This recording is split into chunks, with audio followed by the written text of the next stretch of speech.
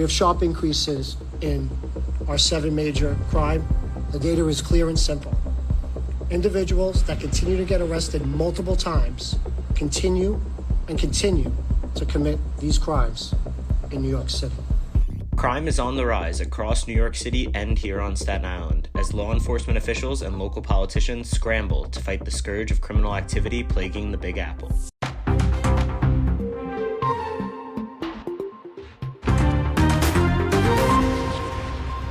Welcome to the Staten Island Advances from the Scene, a podcast bringing you an inside look at the biggest stories on Staten Island with the reporters who cover them. I'm your host, Erik Bascome, and this week I'm joined by Staten Island Advance breaking news reporter Kyle Lawson to discuss the rising crime rates on Staten Island, the steps being taken to buck the trend, and what borough residents can do to protect themselves. Thanks for joining me today, Kyle. It's great to have you back on the podcast. It's kind of crazy to think that it's been almost a year since we had you on for our first episode to discuss the 2021 Memorial Day Parade. So how have things been going for you since then? Yeah, well, most of my time, I guess, has been spent trying to find a house with my wife and our 3-year-old. So I'll say a year later and, 36 offers in, we've now given up. It's great. The market is completely insane, like everything else, so we're gonna I think we're gonna rent for another couple of years, wait for things to calm down. It's funny you say that, actually, because I know we're working on a big project right now kind of about the real estate market on Staten Island and just kind of how crazy things have gotten, how out of control the prices are, how difficult it can be to find what you're looking for. And I know that this is not a problem that is specific to you, and our listeners can definitely be on the lookout in the coming weeks and months for some of the reporting we have coming on that, which should be some really interesting stuff. But I have you on today because, you've written a few articles recently talking about the rising crime rates on Staten Island, which is obviously cause for concern for many of the residents. And I'm curious first, kind of what prompted you to start looking into this? What types of crimes specifically are we seeing more of this year? Yeah, so we regularly check in with the data week to week, month to month. And so, you start to notice certain crimes trending, whether they're robberies or car thefts.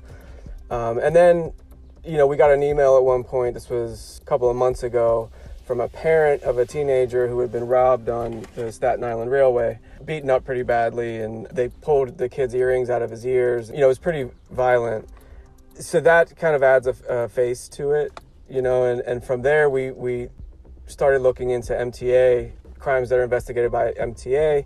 So we found there were more incidents on the train, and then started seeing incidents near the train stations. We kind of took it from there. Yeah, and I wanted to talk a little bit about that data you were talking about and about finding that data that shows the increases in crimes, because I think a lot of our listeners may not really be familiar with CompStat, which is the public tool used by the NYPD. So can you kind of give us a brief overview of that system and how reporters like you can use it to track these crime trends throughout the year? Yes, so the NYPD /city has this website. Anyone can access it, and it's dots on a map, and you can see any of the 7 major crimes, and they track it week to week. And so you can see this week's crimes, and then you can see what crime looked like this week last year. And then they have the overall yearly crime. It's a way that the police track crime. It's a way to warn the public about trends that are happening. First, let's talk about robberies, which, according to your reporting, was up nearly 60% on Staten Island from this time last year. So what can you tell us kind of about these rising robbery rates? Where are we seeing them take place? How are they being carried out? As of today, they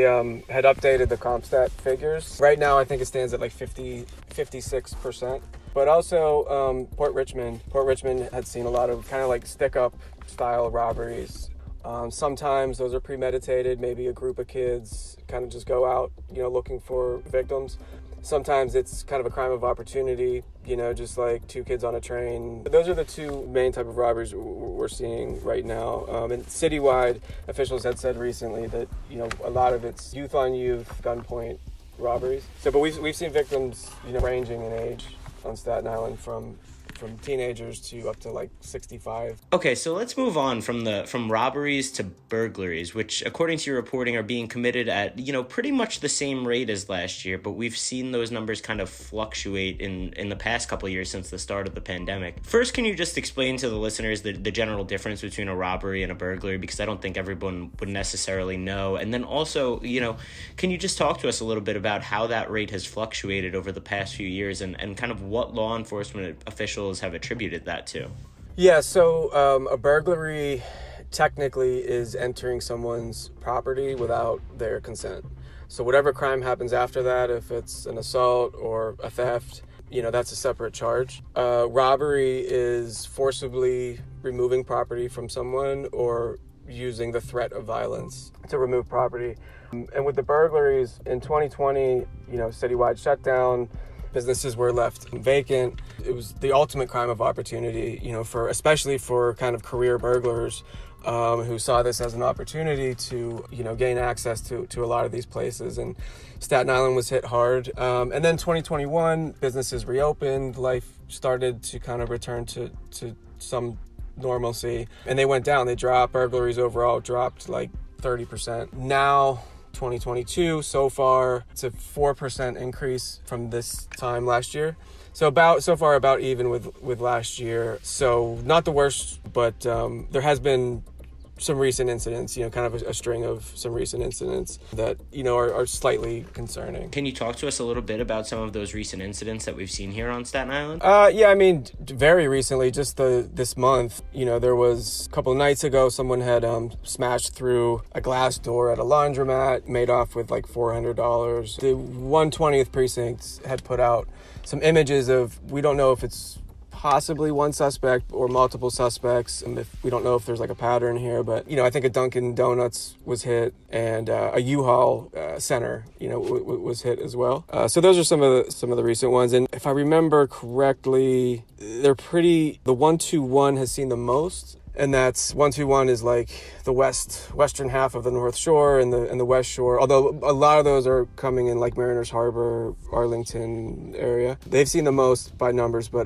there's been upticks in the 120 and in the 122, on the along the East Shore there. Moving on, one thing that kind of surprised me in reading your reporting is that car thefts across the borough have essentially doubled from where they were last year, which is something I don't think people always think about when they think about major crimes. We think about the assaults, the robberies, the burglaries, the shootings, that kind of stuff. So I'm kind of curious, in your conversation with law enforcement officials, what do they think is fueling this rise in car thefts, and what can Staten Islanders do to make sure their vehicles are safe? Yeah, so once again, it's kind of like the ultimate crime of opportunity. It all kind of started in 2020 when cars were parked outside more. Teens and young adults either weren't in school or weren't working. That was part of the problem. There were groups of people coming from like Brooklyn or even as far as the Bronx in some cases, and take mass transit in, stealing a car, driving the car, just kind of a joyride, driving the car home, dumping it somewhere, sometimes driving that same car back to steal another car and just swap. So that's been part of it. And then the other is these one or more crews from New Jersey, from like the Newark area, who a lot more professional, has seemed like, they come in, they're looking for high-end vehicles, Range Rovers, Mercedes-Benz, BMWs. And we've been told that they drive those back to Jersey. They either sell them to a middleman and then they get shipped overseas for a profit, or they're tied in with a ring of people who were getting them shipped over. There was recently a bust actually in New Jersey. Several people were arrested, ranging in age, from like early 20s to like their 40s. One of the guys in his 40s was charged with fake documents, and he basically had a fake document mill, kind of at his property. So that's the more sophisticated. It looks like they're probably shipping them somewhere, getting profits for them. And then, these things with the paper license plates, it's made a lot of crime easier to carry out. They've kind of gotten a handle on it at this point, but for a while there, it was like anybody slaps any type of fake paper license plate on their car, it could be stolen, it could be whatever. Nobody knows. But the way to stop it, this is coming from police, obviously, and they've said it over and over and over again, and this is nationwide too. The way to stop it is to lock your car and take the key fob out. Take the key fob inside with you. I don't want to give a number on it, but it's a very good chance it's not going to happen. If you just do that. So yeah, a large a sizable percentage of the incidents are just that, cars being left unlocked. We'll be right back. The Mayor of Maple Avenue is a powerful multi-part podcast about Sean Sinisi, a victim of former Penn State football coach Jerry Sandusky, who was arrested 10 years ago for numerous child sexual abuse charges. The podcast series is written and hosted by Pulitzer Prize-winning reporter Sarah Ganim, who takes listeners into the world of addiction rehabilitation, where society can be quick to celebrate the consequences for abusers while not addressing the needs of their victims. Subscribe now to The Mayor of Maple Avenue wherever you get your podcasts. Yeah, and it seems like such a simple solution, right? Just lock your car. So you would hope that that eventually people will start heeding that advice, and that will kind of cut down on this. But it also seems like the NYPD and other law enforcement officials are doing a good job of trying to kind of crack down on this and making some progress there. So that's good to hear as well. But I want to move on now to the rise in transit crimes in New York City, because, this has been front and center in recent weeks, particularly with the subway shooting in Brooklyn earlier this month and the subway shoving incident earlier this year that we've seen. But, people may not realize, as you mentioned earlier, that we've also seen a number of concerning incidents on the Staten Island Railway because there's been, so much focus on the subway system. So can you tell us, a little bit about what we're seeing on the Staten Island Railway and what kind of measures are being taken to try and address the issue? Yeah, so there was a string of robberies on the train, near train stations. There also were a couple of arrests. From what we can tell, it's kind of what was described at the citywide level, which is youth on youth. Not all the time, though. The perpetrators or the suspects, those that have been arrested, have been younger, like 18, 19, 20, 21. But the victims actually have ranged in age from, teenagers up to people in their 60s. Yeah, so we're going to check back on some of this data. Actually, I had just mentioned they just updated the numbers today in CompStat. We have to take a look and see where those numbers are at now, because you would think that the arrests would help kind of slow things down. That being said, maybe we're going to touch on this later, but police have said recently that the recidivism is a major problem here. With even when they do make an arrest, they're released and they're back and they get arrested again for the same crime. Michael LaPetri is the NYPD Chief of Crime Control Strategies. The rise in recidivism in New York City is up substantially from 2019. The data is clear and simple.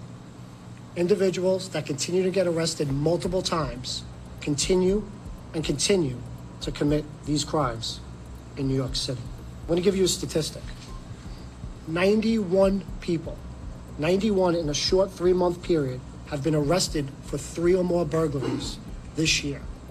Those 91 people account for 37% of the burglary arrests that happened this year. That's recidivism.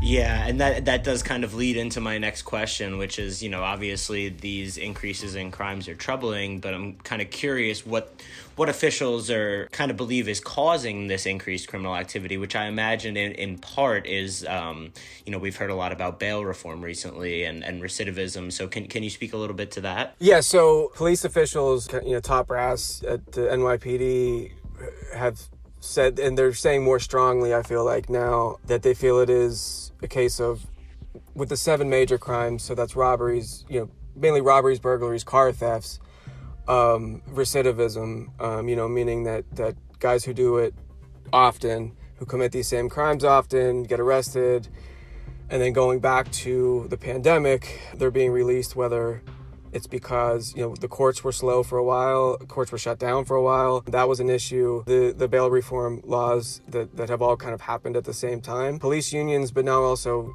police officials have been kind of hammering that point, that they need help from Albany with bail reform to try to get, some of these repeat offenders so that they're kept behind bars. There's still, a lot of pushback from progressive Democrats in Albany, social activist leaders, Jumaane Williams, public advocate in New York. They're pushing back on some of these bail reform changes, basically saying that part of the problem to begin with in terms of why crimes are committed and the socioeconomic issues that lead to crime, part of that problem was the cash bail system. And so they're saying that basically by going back on the bail reform, we're just going back it's just one way that we're going back to where we were in the beginning, and that the real reasons for crime and why crime is always higher in impoverished areas, that those issues still aren't being addressed enough. So that's kind of the back and forth, and the governor is moving towards, and already has made has announced some tweaks to the bail reform. Yeah, so we've talked about a lot of what people are looking to do from a policy perspective in terms of the bail laws, and from the federal level trying to stop the flow of guns. But has the NYPD themselves announced anything in terms of measures that they're taking in kind of their day-to-day operations to try and fight back this increase? Yeah, so they've talked about a lot of arrests. At a recent press conference, one of the top NYPD officials had mentioned that he said he went back and looked at years in the past that had similar crime rates to compare to this year, and he said based on that, the arrest rate was up, which he said is promising. And with that, the department just rolled out this new anti-gun unit, neighborhood safety teams, including on the North Shore on Staten Island, part of the North Shore. So they're big on that as well. And they also, the 311 calls and quality of life crimes, and how certain blocks or certain neighborhoods that have gotten a lot of 311 calls for disturbances, kind of leading police to higher end arrests, gun arrests, things like that when they respond to these areas. I think when you're talking about addressing quality of life and what constitutes a disturbance and that sort of thing, I think it's starting to get into the territory where like some of the social justice activists and get a little bit nervous, because their thing from the beginning was they don't want to go back to kind of the stop and frisk situation, and some of the issues that data had shown were there. But on Staten Island, the 120th precinct has promised that is not the case, that these are this is precision policing, and they're using technology to do that. They're using social media, they're using lots of things that weren't around in the stop and frisk days to specifically target guns and get guns off the streets. So they've been big on this new unit. They've been big on what they've said has been an increase in arrests, and then also calling for help, with bail reform, with trying to stem the flow of guns into New York City. Yeah, and so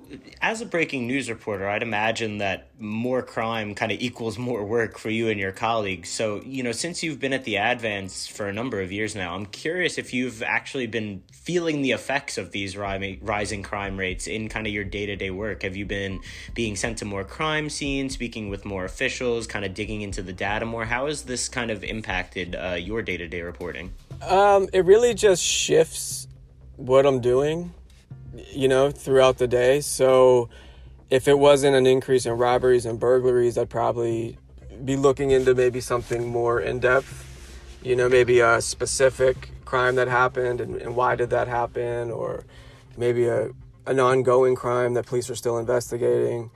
It's just kind of changed what my day looks like a little bit. It's just more time spent on tracking the data and paying attention to what police are saying and what government officials are saying, how they want to address it. So yeah, it's not really more busy, just different. That's interesting, because there would be times where you're able to kind of work on these longer term stories, analyzing the trends, or maybe you're doing a follow-up story, speaking to a victim of a crime that's, kind of more in depth. But I would imagine if there is more crime happening on a regular basis, you guys get sent out to those crimes to cover those. So it's almost like, another crime pops up and you have to go cover that before you're able to do the follow-up on the previous one or whatever. Not to say that we're neglecting any type of work that we would normally do, but it's just the more things there are to cover, you're kind of jumping around from spot to spot, as opposed to being able to really dig in deeper on some of the crimes, I would imagine. Yeah, and this is Staten Island. You think about Brooklyn, parts of Manhattan or the Bronx. The outlets that cover those are larger. They have more people, obviously. But I mean, I think about that a lot. I'm like, yeah, sometimes it's hard enough here. And it is frustrating, because you want the public to be aware of everything and to try to have some understanding, of why something happened. I know that puts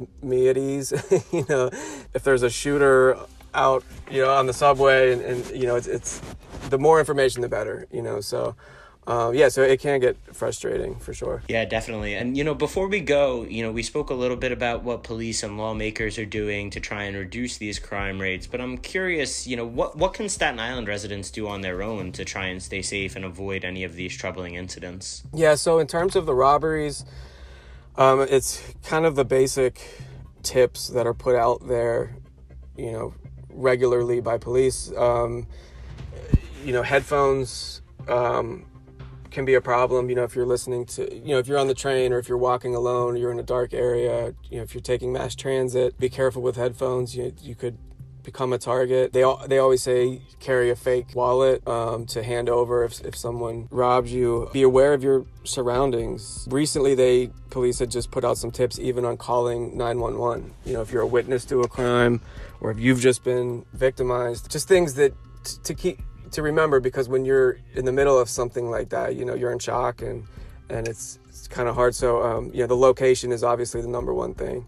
Location and whether anyone's hurt, and if you need police or medical or what. So those are some of the things. The Twitter accounts are really good. Each police precinct on Staten Island has a Twitter account, constantly posting ways to keep safe in terms of robberies and car thefts. Again, lock your doors. Take your key fob, lock your doors. That's the best thing you can do. These recent string of burglaries have been commercial, so residential burglaries haven't been too bad. It seems like recently. So, but there are some things you can do there, obviously, to protect your house. So follow those guys on Twitter, and that's always a big help. All right, great. Well, thank you so much for joining me today, Kyle. I really appreciate it. Keep up the great work, and I look forward to having you on again soon. All right, thank you so much, man. I appreciate it. Thank you for listening to the Staten Island Advances from the Scene. If you like what you've heard, please make sure to rate and subscribe wherever you get your podcasts, and visit silive.com for the latest on all these stories and more. Thank you for supporting local journalism.